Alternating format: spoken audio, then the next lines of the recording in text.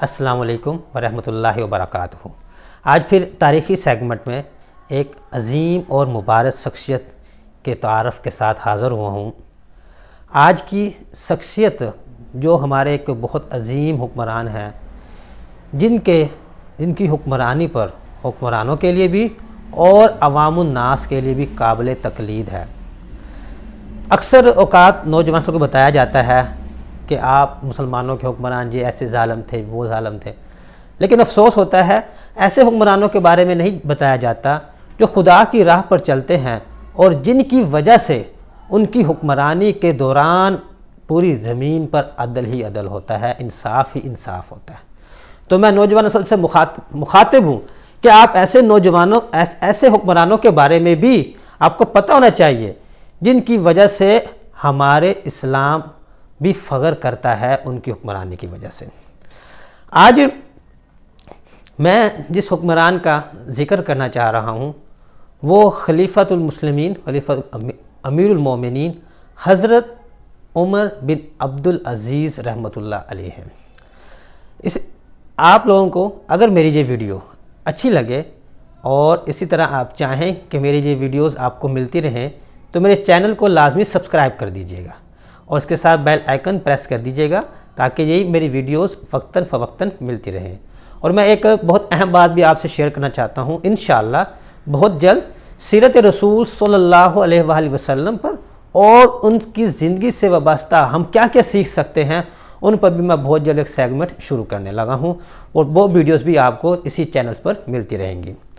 बहरहाल आज मैं जिस हुक्मरान का जिक्र करना चाह रहा हूँ, जैसे मैंने आपको पहले तारफ़ भी करवाया, वो ऐसे हुक्मरान हैं, ऐसी अजीम शख्सियत हैं जिनको उम्र सानी और खलीफा ख़ास, खलीफा खामस और खलीफा सालिह का लक़ब मिला। वो हैं हज़रत उमर बिन अब्दुल अज़ीज़ रहमतुल्लाह अलैह। आप के आने के बारे में हज़रत उमर फ़ारूक रज़ी अल्लाह ताला अन्हा बहुत पहले पेशन गोई कर चुके थे।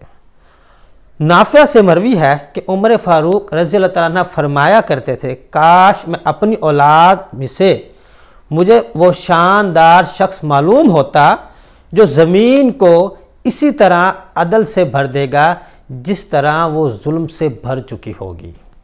इसमें कोई शक वाली बात नहीं है। बनु उमय्या के कुछ खुलफा की वजह से ज़मीन में अंधेर नगरी का राज था, जुल्म ही जुल्म था और आप हज़रत की शख्सियत के खलीफा बनने के बाद वही ज़मीन रोशनियों का राज, वहाँ पर रोशनियों का राज हुआ और अदल ही अदल का नाम लिया गया। इसलिए आपको खलीफा खामिस और खलीफा राशिदीन में भी शामिल किया जाता है। आपका नाम उमर था, कुनियत अबू हफ्स थी। आपकी पैदाइश 61 या 63 हिजरी बताई जाती है। मकाम मदीना या मिस्र बताया जाता है। आपका सिलसिला नसब कुछ यूँ है, उमर बिन अब्दुल अज़ीज़ बिन मरवान बिन अल-हकम बिन अबी आस बिन उमैया बिन अब्दुल शमस, यानी कि आप अब्दुल अज़ीज़ के बेटे थे। अब्दुल अज़ीज़ मरवान का बेटा था। मरवान ने जब खिलाफत सौंपी अपने बच्चों को तो उसने पहला नाम अब्दुल मुल्क का रखा और उसी खिलाफत में दूसरा नाम अब्दुल अज़ीज़ का रखा और अब्दुल अज़ीज़ को गवर्नर बनाया मिस्र का। लेकिन अब्दुल अज़ीज़ साहब की वफ़ात चौंका अब्दुल मुल्क के ज़माने में ही हो गई थी, इसलिए फिर वही खिलाफत अब्दुल मुल्क के बेटों में रही। मतलब कि अब्दुल मुल्क ने वही खिलाफत अपने बेटे वलीद और सुलेमान के नाम कर दी। इसी तरह अगर आपकी वालदा की बात की जाए तो आपकी वालदा का नाम उम्मे आसम बिन्त उमर रज़ी अल्लाह ताला अन्हा था, यानी कि आप हज़रत उमर फ़ारूक रज़ी अल्लाह ताला अन्हा की पोती थी। इसलिए हज़रत उमर फ़ारूक आपका अक्सर जिक्र करते थे कि मेरी औलाद में से वो शख्स होगा जो ज़मीन को अदल से भर देगा। आपने अपनी इब्तदाई तालीम अपने वालिद से, उसके बाद मदीना मुनव्वरा में ही बहुत बड़े बड़े फ़ुक़हा हज़रात से हासिल की। इसी तरह आप अगरचा सोने का चम्मच पेट में लेकर पैदा हुए थे, शहज़ादे थे बनु उमय्या के, इसलिए आपकी जो इब्तदाई ज़िंदगी है जिसमें आपका बचपन, लड़कपन और नौजवानी शामिल है, बड़े ठाठ बाट से गुजारते थे। बाकायदा बहुत ज़्यादा खुश लिबास थे, बहुत ज़्यादा मुअत्तर रहते थे और आपका जो जिस्म मुबारक था वो बहुत फरबा था, मतलब मोटे ताज़े थे। इसी तरह आपकी अज़वाज 4 बताई जाती हैं, फ़ातिमा बिन्त अब्दुल मुल्क, लमीस बिन्त अली, उम्मे वलीद और उम्मे उस्मान। फ़ातिमा बिन अब्दुल मुल्क की बेटी थी और फ़ातिमा बिन अब्दुल मुल्क को एक ये भी एजाज़ हासिल है कि उनका शोहर भी खलीफा, उनके भाई भी खुलफा, उनके वालिद भी खलीफा और उनके दादा भी खलीफा थे। इसी तरह अगर आपकी औलाद की बात की जाए तो आपकी औलाद में अब्दुल मुल्क, आपके बेटों में अब्दुल मुल्क, इसहाक, याकूब, मूसा, अब्दुल्ला, बकर, वलीद, आसम, यजीद, अब्दुल्ला, अब्दुल अजीज़, इब्राहीम और आपकी बेटियों में उम्मे अमारा, उम्मे वलीद और उम्मे अब्दुल्ला बताई जाती हैं। आपके बेटे अब्दुल मुल्क खुद एक बहुत बड़े जाहिद इंसान थे और आप अक्सर फरमाया करते थे कि मैं जो इस किरदार का हामिल हूँ, जो मैं इतना खौफ खुदा में हूँ, तो इसकी वजह मेरा बेटा अब्दुल मुल्क है। और उन अब्दुल मुल्क की वफ़ात हज़रत उमर बिन अब्दुल अज़ीज़ की उम्र में ही, यानी कि आपकी ज़िंदगी में ही हो गई थी। इसी तरह अगर हज़रत उमर बिन अब्दुल अज़ीज़ की वफ़ात की बात की जाए तो आप 101 हिजरी 20 या 25 रजब को वफ़ात पाई। बाद जगहों पर बताया जाता है कि आप बहुत ज़्यादा खुदा के खौफ से डरते थे, इसलिए आपकी वफ़ात हुई, आप कमज़ोर हो गए थे खौफ खुदा की वजह से। और बाद में बताया जाता है कि बनु उमैया वालों ने ही आपको जहर दिलवाया। इसी तरह आपका जो वफ़ात हुई वो इलाका देर समान में हुई और वहीं पर आपने जो अपनी कब्र मुबारका के लिए ज़मीन वक्फ की वो आपने एक ज़िम्मी या राइब से ख़रीदी थी, बाकायदा पैसे देकर ख़रीदी थी और वहाँ पर आपको दफनाया गया। आपकी ज़िंदगी का काफ़ी अरसा मदीना पाक में गुजरा। पहले आप मदीना में तालीम हासिल करते रहे, फिर उसके बाद वलीद बिन अब्दुल मुल्क के दौर में आपको वहाँ पर गवर्नर मुकर्रर किया गया मदीना का। उस दौरान आप वहाँ पर बाकायदा एक बहुत अच्छे हुक्मरान, बहुत अच्छे गवर्नर साबित हुए, इल्म को फ़रोग़ दिया। 86 हिजरी से लेकर 93 हिजरी तक आप मदीना में रहे। मदीना में ही रहने का असर था कि आप अहदीस बयान करते थे, मुहद्दिस थे। और इसी तरह कहा जाता है अगर आप हुक्मरान ना होते तो बहुत अच्छे मुहद्दिस ज़रूर होते। हज्जाज बिन यूसुफ आपके मदीना में रिहाइश के दौरान, जब आप मदीना में गवर्नर थे, उसी दौरान मस्जिद नबवी की तोसी भी करवाई और सारा काम आपकी ज़ेर निगरानी हुआ। हज्जाज बिन यूसुफ की शिकायत पर वलीद आपसे बदज़न हुआ और आपको वापस दमिश्क बुला लिया। इसी तरह फिर दूसरा वाक़या ये हुआ कि दमिश्क, जब वलीद ने आपको दमिश्क बुला लिया तो जब उस वलीद का आखिरी वक्त आया तो उसको ख्याल आया कि मैं अपने बाद खिलाफत के लिए अपने बच्चों को मुकर्रर करता हूँ, जिसके लिए दूसरे लोगों ने तो इकरार कर लिया, लेकिन हज़रत उमर बिन अब्दुल अज़ीज़ ने बिल्कुल इकरार नहीं किया, बल्कि वाज़ेह लफ्ज़ों में इनकार किया कि जो पहले अब्दुल मुल्क कह गए थे कि खलीफा वलीद के बाद सुलेमान होगा, तो वो सुलेमान ही खलीफा बनने लायक हैं। तो इसलिए वलीद ने आपको कुछ अर्सा तक कैद भी रखा, आपको कैद की सौबतें भी बर्दाश्त करनी पड़ी, फिर आपकी रिहाई भी हो गई। फिर वैसे ही वलीद की वफ़ात हुई, उसके बाद सुलेमान बिन अब्दुल मुल्क खलीफा बना। सुलेमान बिन अब्दुल मुल्क की खिलाफत में जो भी अच्छे काम हुए हैं, इनमें कहीं ना कहीं नाम आपका ही आता है कि आप उसके मशीर ख़ास थे। इसलिए सलमान ने भी इसी तरह, जब सलमान की वफ़ात होने लगी तो उसने भी खिलाफत को अपने बच्चों तक महदूद करने का सोचा और उसने मशवरा किया रिजा बिन हयाज से, जो कि उनको मशवरा देते थे बनी उमैया ख़ानदान को। जब उसने तज़किरा किया तो उन्होंने कहा कि आपका एक बच्चा तो नाबालिग है और आपका एक बच्चा जो दाऊद है बिन सलमान है, वो स्पेन में जहाद के लिए गया है, लेकिन उसकी कोई ख़बर नहीं कि वो ज़िंदा है जब वहाँ मारा गया। तो आप इसलिए किसी ऐसे आदमी को खलीफा कर जाएं जो खुदा तरसी हो, में आला हो। इसलिए तो फिर सलमान बिन अब्दुल मुल्क ने खिलाफत के लिए हज़रत उमर बिन अब्दुल अजीज़ को नामज़द कर दिया, लेकिन उसे डर था कि इस बात पर अब्दुल मुल्क की औलाद काफ़ी फितना फसाद मचाएगी।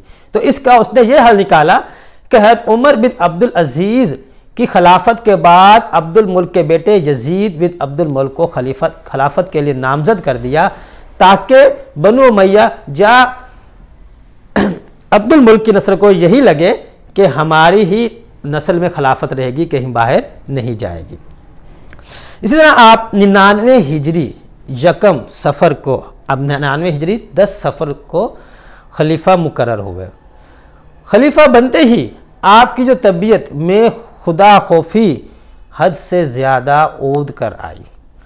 आपने 2 साल खिलाफत में वाकई ही उम्र सानी होने का हक अदा कर दिया। जैसे कि बात जगहों पे बताया जाता है कि जिस दिन आपको खिलाफत का पता लगा, आप घर आए तो इस कदर परेशान हाल और कबीदा खातर थे कि मालूम होता था कि बहुत बड़ा बोझ आप पर डाल दिया गया है। ये देखकर, आपको परेशान देखकर आपकी खादमा ने पूछा कि आप इस कदर मुतफक्कर क्यों हैं? तो आपने फरमाया, इससे बढ़कर फ़िक्र और तशवीश की क्या बात होगी जिसका हक मुझ पर हो और वो बग़ैर मुतालबे और इतला के मुझे अदा करना पड़े। यानी कि बिल्कुल वही अल्फाज जो हज़रत उमर के थे, हज़रत उमर रज़ी अल्लाह तआला अन्हा के थे कि अगर दरियाए फ़ुरात के किनारे कोई कुत्ता भी भूखा प्यासा मर जाए तो उसका हिसाब भी मुझसे होगा। आपको भी इसी तरह उस खिलाफत की जिम्मेदारी महसूस हुई कि मुझे इन तमाम लोगों का हिसाब देना है जो मेरे अंडर आते हैं। आपने अपनी खिलाफत में हकदारों को हक तक पहुंचाने की आखिरी सांस तक कोशिश करते रहे। बनु उमय्या के ख़ानदान में जब से खिलाफत आई, उन्होंने काफ़ी नई चीज़ें ईजाद की। उन्होंने बहुत से मुसलमानों की और ज़िम्मियों की जदादें हथिया लीं।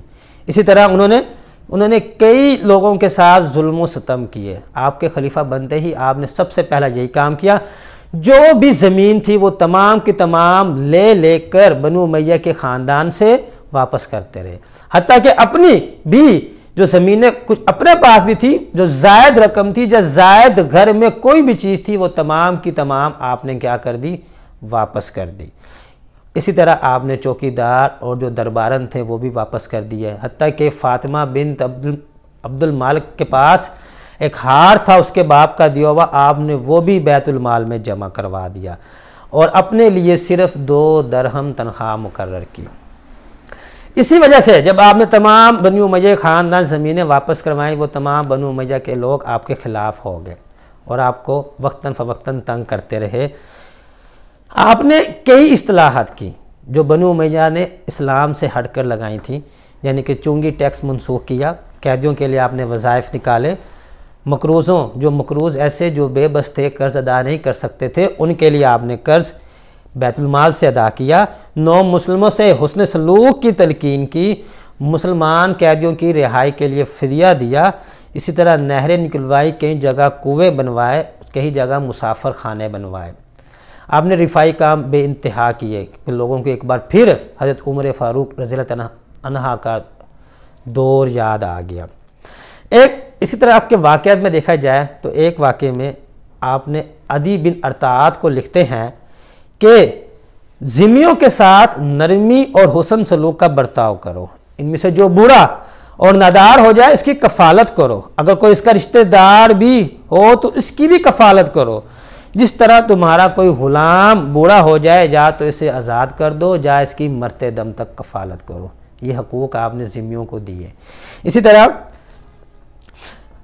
एक मरतबा अहनफ बिन कैस रज़ी अल्लाह ताला अन्हा आपसे मिलने गए अपने कुछ साथियों के हमरा। आप आस्तीने चढ़ाए, कभी इधर भाग रहे थे, कभी उधर भाग रहे थे। जब आपने अहनफ को देखा तो आपने कहा, आओ मेरी मदद करो, मेरा बैतुल माल का एक ऊँट भाग गया है और पता नहीं उस ऊँट पर कितने गरीबों का हक है। तो उनमें से एक आदमी बोला कि आप किसी खादम को कह दें वो ढूंढ लाए। तो आपने कहा कि क्या मुझसे भी बड़ा कोई खादम हो सकता है? ये होते हैं हुक्मरान जो हमारे इस्लाफ में नुमाया नाम रखते हैं। इसी तरह एक बार आप जुम्मे की नमाज पढ़ाने के लिए आए तो देखा इनके कुर्ते में सामने और पीछे पेवंद लगे हुए हैं। एक शख्स ने कहा, अमीरुल मोमिनीन, अल्लाह ताला ने आपको सब कुछ अता किया है तो फिर कपड़े क्यों नहीं बनवाते? आपने थोड़ी देर सर झुकाए रखा और फिर कहा, तो अंगरी में आना रवि और कुदरत में अफू बड़ी चीज़ है। इसी तरह आपका यही किरदार और यही अमाल थे। अगर इन पे बात की जाए तो मेरे ख्याल से आपके वाक़यात से तारीख़ की किताबें भरी पड़ी हैं। अगर उन पे बात करते रहें तो वक्त ख़त्म हो जाए, लेकिन आपके ऐसे वाक़यात और कमालात किरदार ख़त्म ना हो। आप इतनी अजीम शख्सियत थे कि आपके बारे में हज़रत मोहम्मद बाकर बिन अली बिन हुसैन बिन अली रज़ी अल्लाह ताला अन्हा फरमाते थे कि उमर बिन अब्दुल अज़ीज़ बनु उमैया के बेहतरीन बुज़ुर्ग और नजीबुल तरफ़ैन हैं और वो रोज़े महशर एक उम्मत वाहिद की मानद इनका हशर होगा। इसी तरह जब आपकी वफ़ात हुई, जब आपकी वफ़ात के बारे में पता लगा तो हज़रत हसन बसरी रहमतुल्लाह अलैह फरमाते हैं, यानी मौजूदा ज़माने का बेहतरीन इंसान फ़ौत हो गया। ये उनकी शख्सियत थी। इंशाअल्लाह फिर कभी उनकी शख्सियत पे बात की जाएगी। बहरहाल मैं एक बात आप लोगों से यहाँ करना चाहता हूँ कि जब कभी आपको मुसलमानों के ज़ालिम हुक्मरानों के बारे में बताया जाए तो हमें ऐसे हुक्मरानों का भी पता होना चाहिए जिन्होंने खुदा के राह पर चलते हुए ज़मीन को अदल व इंसाफ से भर दिया। बेशक इसमें कोई शक वाली बात नहीं कि आप हज़रत उमर बिन अब्दुल अज़ीज़ रहमतुल्लाह अलैह ने हमेशा अदल और इंसाफ की खातर अपनी खिलाफत, जो कि 2 साल 5 माह रही, पूरी कोशिश करते रहे और इनकी खिलाफत, इनकी हुक्मरानी हमारे हुक्मरानों के लिए काबिल तकलीद है। और अगर खुदा के बताए हुए रास्तों पर हुक्मरानी की जाए तो अदल व इंसाफ ही मुमकिन होता है। अल्लाह हम सबको हिदायत दे और उनकी सीरत पर हमें अमल करने की तौफीक अता फ़रमाए। आमीन। अल्लाह हाफ़िज़।